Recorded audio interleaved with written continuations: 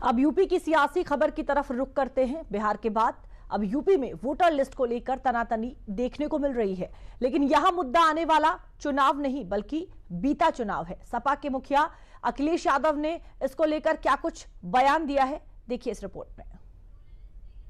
अरे हम चुनाव हार गए, सरकार से बाहर हो गए, ये कोई बात हुई है? हमारी डिमांड केवल इतनी है कि एक जिलाधिकारी को सस्पेंड कर दो आप। लोकसभा का उनकी पार्टी के लोग जीते हैं, पहले वो लोग वोट फर्जी काट करके उनको जिताया गया है, चुनाव आयोग ने गड़बड़ी करके जिताया है, तब वो जीते हैं, तो पहले तो वो लोग भी तो रिजाइन दे दें। वोटर लिस्ट रिवीजन पर बिहार से शुरू हुई सियासत अब यूपी पहुंच चुकी है, लेकिन यूपी में सियासत की वजह साल 2027 में आने वाला चुनाव नहीं बल्कि साल 2022 का बीता चुनाव है। बिहार में एसआईआर को लेकर बवाल छिड़ा तो मामला संसद तक पहुंचा। राहुल गांधी ने महाराष्ट्र से लेकर हरियाणा तक में मिली अपनी शिकस्त को वोट चोरी के मत्थे गड़ दिया। ऐसे में अखिलेश यादव खुद को पीछे क्यों रखते? अखिलेश ने भी यूपी विधानसभा चुनाव में मिली हार पर रार छेड़ दी। अरे हम चुनाव हार गए, सरकार से बाहर हो गए, ये कोई बात हुई है? कुर्सी, शाहगंज, छिबरामऊ, श्रावस्ती, मणियाऊ, कितने कम डिफरेंस से हम चुनाव हार गए। और डिलीटेड वोट ये दिखाई दे रहे हैं, कितना डिलीटेड वोट है। ये तो वो कम समय में हम आइडेंटिफाई कर पाए। हमारी डिमांड केवल इतनी है कि एक जिलाधिकारी को सस्पेंड कर दो आप। पूरे देश में एक भी वोट नहीं कटेगा। ये कागज है, एफिडेविट है, रिसिप्ट है, आप एक भी डीएम को सस्पेंड कर दिया और ये लंबी सूची है। अखिलेश के इस आरोप ने यूपी की सियासत में वोटर लिस्ट को लेकर नया बखेड़ा खड़ा कर दिया। अखिलेश यादव ने वोटर लिस्ट में गड़बड़ी का आरोप लगाया तो कई जिलों के डीएम और अखिलेश यादव में ठन गई। साल 2022 के चुनाव में वोटर लिस्ट में नाम काटे जाने के अखिलेश के आरोप पर सोशल मीडिया पर तीखी बहस छिड़ गई। सपा ने 2022 के विधानसभा चुनाव के दौरान वोट चोरी का आरोप लगाया। अखिलेश यादव का दावा है कि चुनाव आयोग को 18,000 हलफनामे सौंपे गए थे।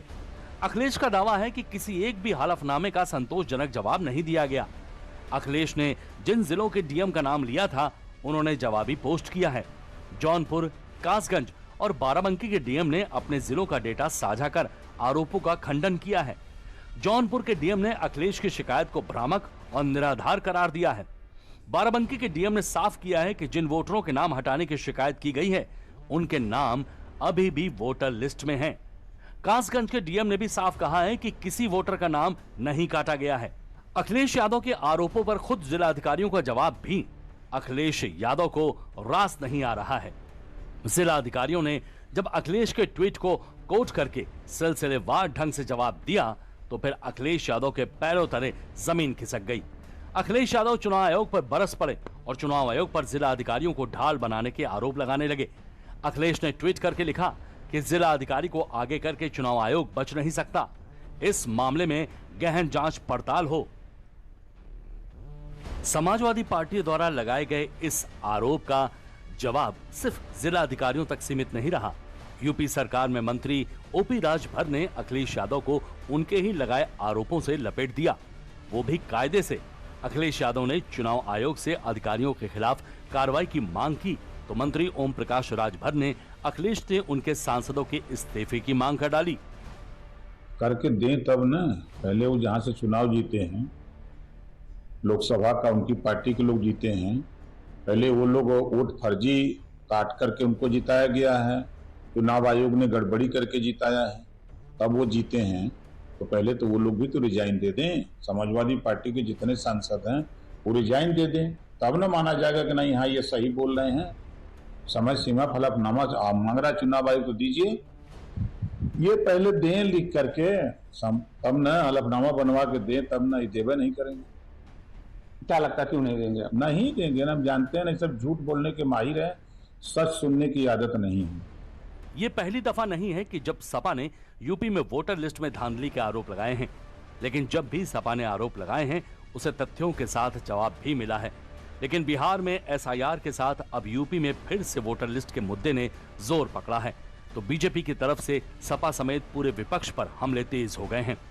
राहुल गांधी जी, श्री अखिलेश यादव जी, श्री तेजस्वी यादव जी, ये तीनों एक अराजकता के प्रतीक बन चुके हैं। संवैधानिक संस्थाओं की मर्यादा को तार तार करने का काम कर रहे हैं और तीनों संवैधानिक पद पर, एक देश के विपक्ष के नेता है, एक बिहार के विपक्ष के नेता है, एक पूर्व मुख्यमंत्री है और समाजवादी पार्टी के राष्ट्रीय अध्यक्ष और संसदीय दल के नेता। लेकिन इनका जो आचरण है वह किसी भी दृष्टि से क्षमा योग्य नहीं है, क्योंकि यह चुनाव जीतते हैं तो चुनाव आयोग सहित सारी संस्थाएं इनको पवित्र लगती हैं।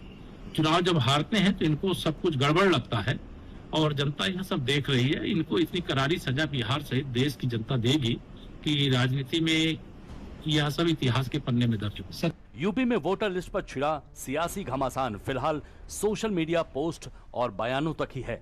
ऐसे में ये भी देखना होगा कि इस विवाद का धरातल पर क्या असर पड़ता है। क्या अखिलेश यादव की मांग पर सच में कोई जांच होगी?